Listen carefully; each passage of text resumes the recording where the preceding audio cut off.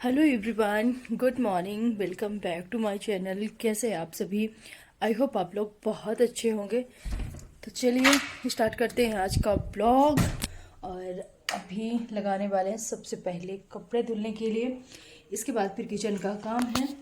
तो चलिए कपड़े फटाफट से लगा देते हैं। तो मशीन, ये बहुत झंझट वाला काम होता है। पहले तो पूरा पानी डालो मशीन में और पूरा सेट करो। कभी कोई एक स्थान मिल जाएगी ना कि आप प्रॉपर मशीन सेट कर सको, ऐसा नहीं मिलने वाला लगता है। चलिए फटाफट से स्टार्ट करते हैं आज का ब्लॉग। पसंद आएगा तो लाइक शेयर कमेंट जरूर कीजिएगा। जो न्यू है तो चैनल को जरूर सब्सक्राइब कीजिएगा। स्टार्ट करते हैं फटाफट से। तो चलिए सबसे पहले स्टार्ट करते हैं आज के ब्लॉग से। स्टार्ट करते हूँ कपड़ा लगाने से। तो यहाँ पास ना कपड़े आज मैं मशीन से साफ़ करने वाली हूँ। थोड़े से ना ज़्यादा हो गए हैं। जब डेली के कपड़े होते हैं ना तो मैं हाथ से ही साफ़ कर लेती हूँ, मगर जब तो चलिए सबसे पहले लगा देते हैं जैसे पता है कि कपड़े ही, और इसके बाद ना स्टार्ट करते हैं अपना ब्लॉग। और आज का ब्लॉग ना अच्छा होने वाला है। आप लोग प्लीज़ पूरा कम ब्लॉग आज का देखिएगा ज़रूर। और बस पहले तो लगा दिए हैं पानी भरने के लिए मशीन में, और थोड़ा सा टाइम लगता है। और इसके बाद ना मैं कपड़े लगाने के बाद आ गई हूँ किचन में।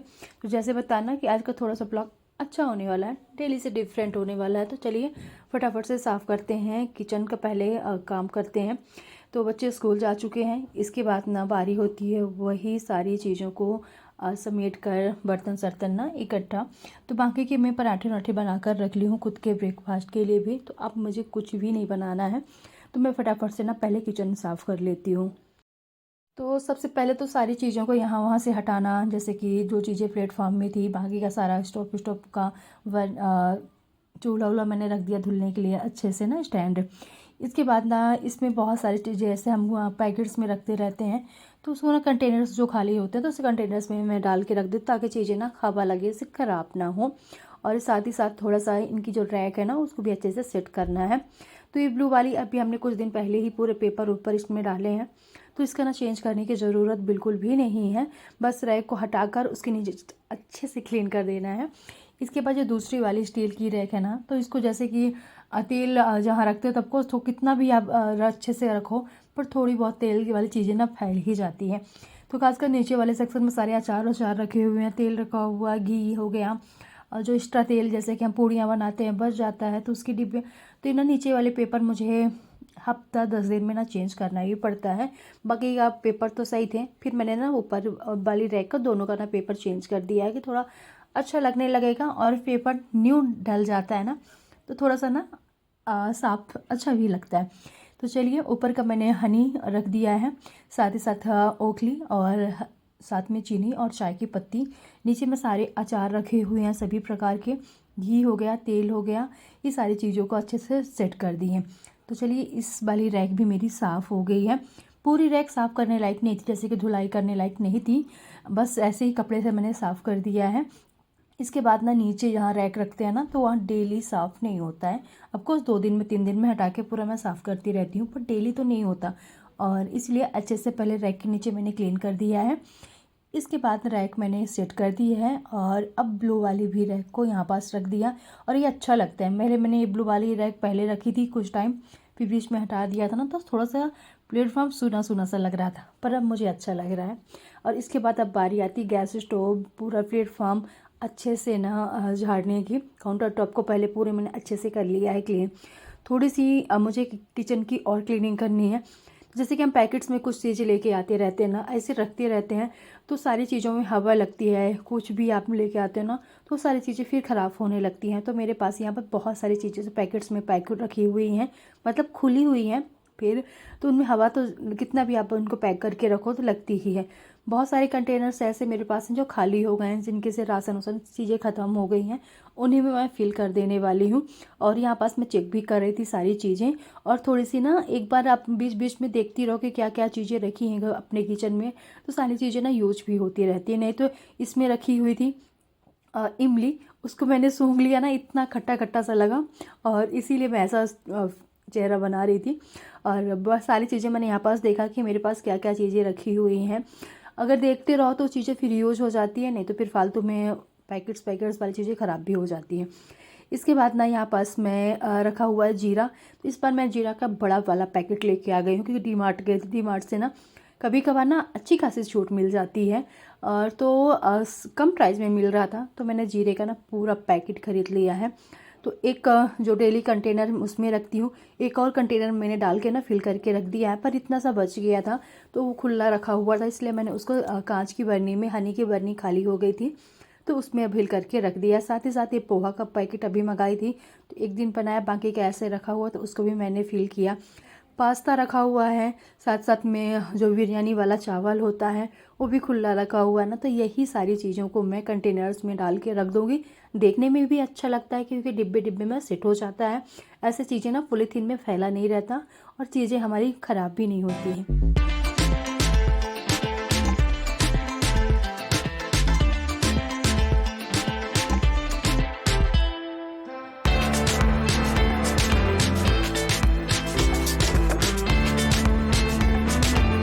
इसमें है चावल, बिरयानी की वजह से हमारे घर का चावल बहुत अच्छा होता है, गांव से आ जाता है। पर ये थोड़ा सा ना बिरयानी वाला लेके आए थे एक बार, तो एक दो बार बन गया है, थोड़ा सा ना बच गया है, तो मैंने ऐसे रख दिया, कभी कभार ना यूज़ हो जाता है।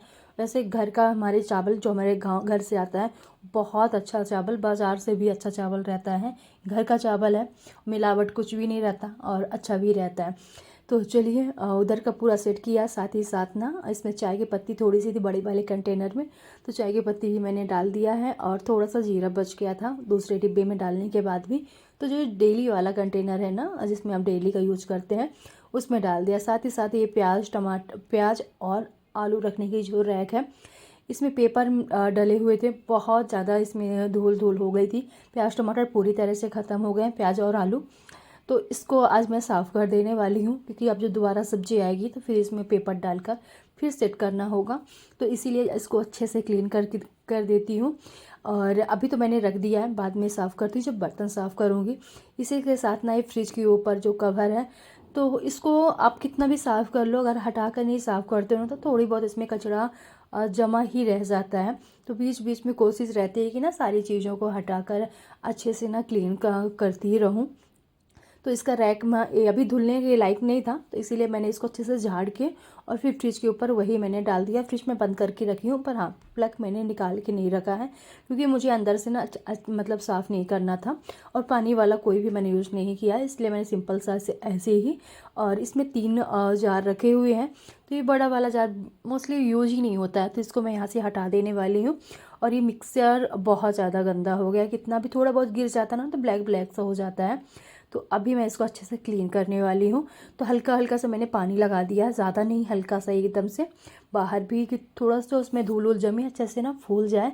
इसी के साथ ना गीला मैंने टॉवल ले लिया है, गीले टॉवल से मैं अच्छे से क्लीन कर दूँगी। और साथ ही साथ ना जहाँ घूमता है वहाँ से ऐसे मतलब टॉवल रख कर और ये ब्रश से ऐसे घुमा दूँगी ना, तो बहुत अच्छे से ना क्लीन हो गया था, अच्छे से साफ़ हो गया था। और कितना भी करो ना इसमें जम ही जाता है। अगर लगे हाथ साफ़ कर दो तो सही रहता है। जैसे कि हमने इसमें कुछ ग्राइंड किया, पीसा, अगर उसी टाइम कभी कभार होता है ना जल्दी जल्दी में हम नहीं साफ़ कर पाते, तो एकदम से जम जाता है। तो चलिए आज मिक्सर एकदम से क्लीन हो गया है। और सच बताओ ना, साफ़ करने के बाद जैसे मैं न्यू खरीद के लाई थी ना वैसे लग रहा था, और बहुत देखने में भी बहुत अच्छा लग रहा था। इतना गंदा नहीं था, पर एक बार साफ़ कर दो कोई चीज़ ना, इसका कलर इतना प्यारा है, कैमरे में जितना दिख रहा है ना उससे ज़्यादा इसका कलर प्यारा है, तो अच्छा लग रहा था। चलिए मिक्सर मैंने हो गया है एक चीज़ क्लीन। तो एक्स्ट्रा क्लीनिंग होती है जो डेली के अलावा यही सारी चीज़ें होती हैं, सारे कंटेनर सेट करना, मिक्सर हो गया, छोटी छोटी चीज़ों को आप ना साफ़ करते रहो, सेट करते रहो, चाहे घर हो, किचन हो, या कोई भी चीज़ें हो ना, तो अच्छी लगती है। इसके बाद बारी आती है गैस स्टोव की। तो थोड़ा सा इसमें मैंने विम लिक्विड डाल दिया है और स्क्रब से स्टील गुड से इसको अच्छे से साफ़ कर देना है।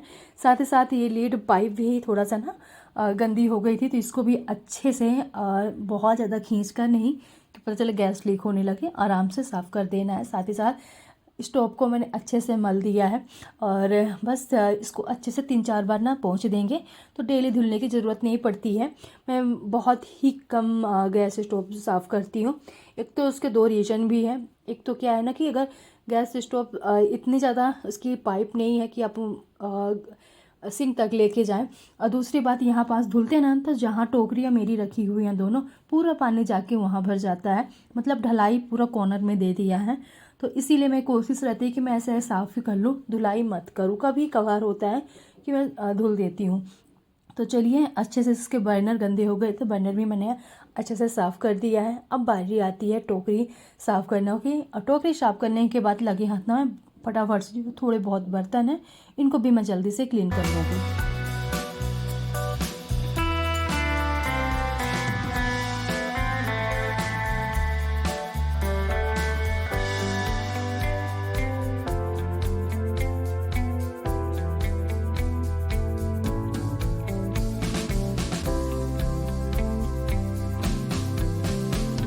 चलिए, टोकरी हो गई है साफ, बीच बीच में करती रहती हूँ। इसी के साथ मैंने बर्तन साफ मतलब टोकरी साफ़ कर लिया है। अब थोड़ा सा रख देते हैं ना चाय बनने के लिए, चाय पीने का मन हो रहा था बीच में काम करते करते। ठंडी का टाइम है और वैसे भी आदत पड़ी हुई है चाय की, तो यहाँ पर चाय मैंने रख दिया है। जब तक मैं चाय बनेगी, जब तक मैं फटाफट से ना अपने बर्तन क्लीन कर लेती हूँ। और कपड़े भी मैं एक राउंड के धुल चुके हैं, दूसरे राउंड की लगा दिए हूँ, तो कपड़े वाला भी मेरा काम भी चल रहा है। और फटाफट से यहाँ पास पानी भी आ गया था जो चलता है, तो ना जल्दी से बर्तन धुल जाते हैं। और साथ ही साथ ना गर्म पानी आता है, मेन जो ठंडी का रीज़न है ना, तो मैं वेट करती रहती हूँ ना पानी चले तो मैं बर्तन धुलूँ कम से कम गर्म, और ना कब बर्तन बहुत अच्छे से साफ़ हो जाते हैं। इसी बीच मेरी चाय भी बन गई थी, तो चलिए चाय पीते हैं। साथ ही साथ ना लास्ट राउंड के कपड़े भी यहाँ पास मैं निकालने आ गई हूँ। और कपड़े मेरे धुल चुके हैं, बस इनको रह गया है फैलाने के लिए। तो पहले बाकी का काम करते हैं, इसके बाद ना लास्ट में कपड़े बाद में फैला दूँगी। और जल्दी जल्दी से ना लगे हाथ वॉशरूम भी अच्छे से क्लीन कर देते हैं, क्योंकि जैसे कि सर्फ का पानी गिरता है ना, तो फिर पूरा वॉशरूम ना वाइट वाइट सा होने लगता है।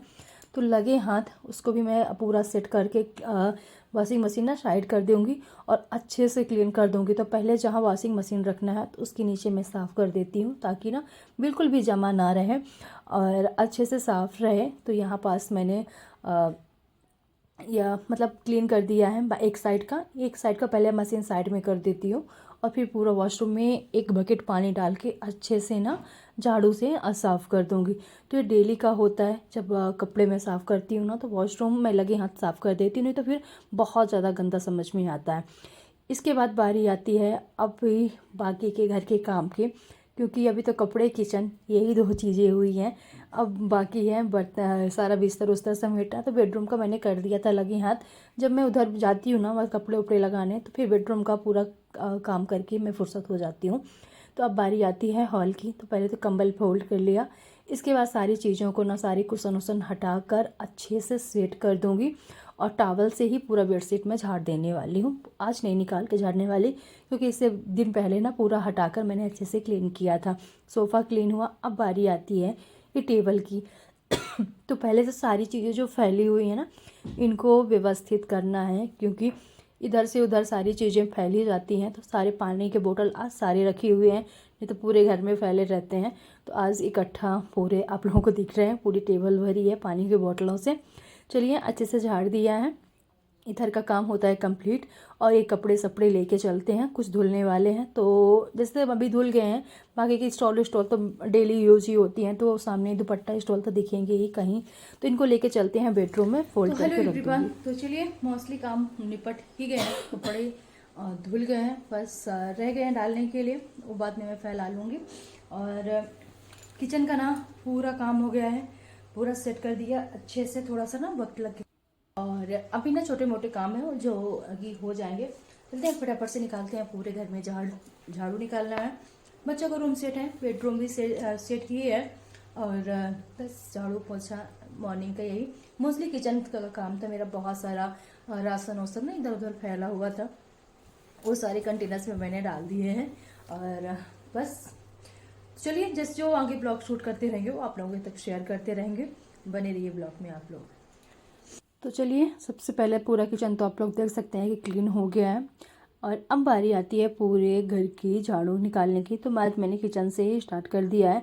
किचन थोड़ा सा ना ज़्यादा गंदा हो रखा था, क्योंकि सारी चीज़ें मैं फैला के रखी थी। थोड़ा सा साफ़ सफाई अब कहीं की भी करने लगो ना तो कचरा हो ही जाता है। बस थोड़ा सा ये सारी चीज़ों को हटा हटा के ना बीच बीच में मैं साफ़ करती रहती हूँ, क्योंकि क्लीनिंग तो मोस्टली बहुत बहुत दिन में किचन की वैसे डीप क्लीनिंग होती है।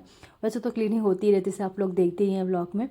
तो थोड़ा सा ना सारे कंटेनर्स निकाल कर अच्छे से झाड़ू निकाल लेती हूँ, और कचड़ी कचरा जो भी है थोड़ा बहुत ना वो साफ़ हो जाएगा।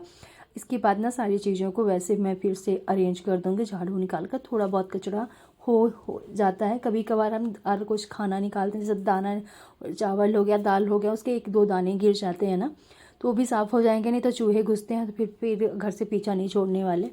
तो वो भी साफ़ हो गया। साथ ही साथ अच्छे से क्लीन कर लिया है पूरा किचन, इधर जहाँ जहाँ से मतलब झाड़ू निकालना है, गैस स्टोव, सॉरी सिलेंडर के पीछे हो गया, फ्रिज के बगल से होगा जहाँ टोकरी रखती हूँ सब्जी की, वहाँ से अच्छे से मैंने क्लीन कर लिया।